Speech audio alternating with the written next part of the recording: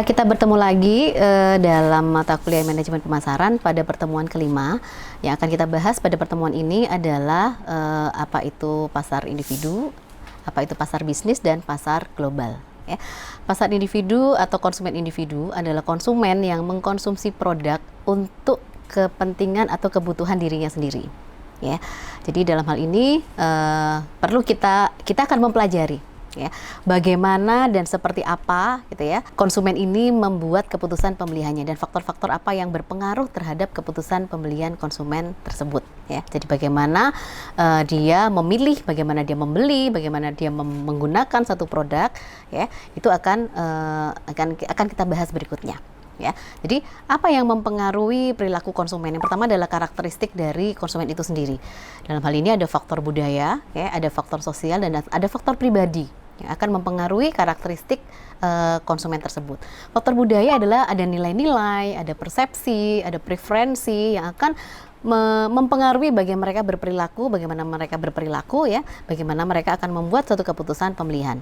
Ya, ada agama, ada ras, ya, ada kelompok budaya, gitu ya, ada kedaerahan, itu pasti akan mempengaruhi penerimaan terhadap sesuatu. Jadi bagaimana mereka berpakaian, bagaimana cara mereka berbicara, bagaimana mereka memilih suatu produk, bagaimana mereka menggunakan waktu luang mereka, itu punya peran yang cukup penting, ya. Faktor sosial di sini ya.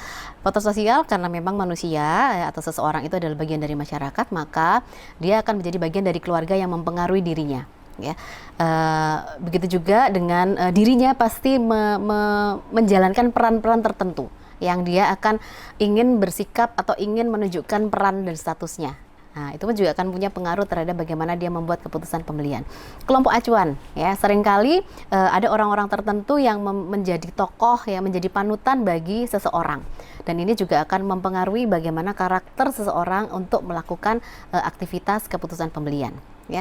Faktor pribadi, usia. Ya, usia, kepribadian, siklus hidup produk itu akan mempengaruhi kebutuhan orang tersebut, bagaimana dia melihat sesuatu, bagaimana dia memutuskan, itu akan sangat besar pengaruhnya ya. Pekerjaan dia ya, nilai-nilai ya, situasi ekonomi itu juga termasuk dalam faktor pribadi yang akan berpengaruh pada bagaimana seseorang itu membuat keputusan pembelian. Itu dari karakter konsumen itu sendiri, karakter seseorang ya.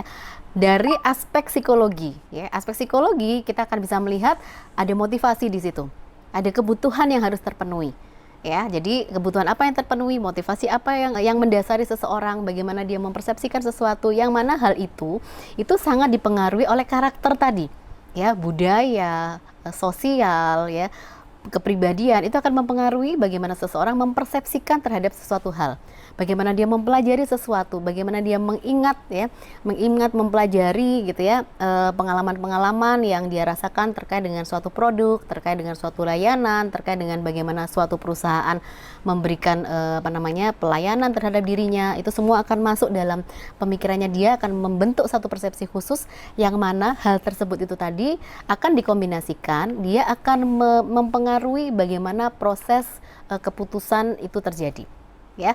Nah, hal-hal itu yang akan yang harus difahami oleh perusahaan, karena itu yang membentuk atau yang membuat konsumen itu membuat suatu keputusan pembelian ya. Demikian yang bisa disampaikan terkait dengan bahasan mengenai pasar konsumen atau pasar individu. Sampai ketemu pada bahasan selanjutnya. Terima kasih.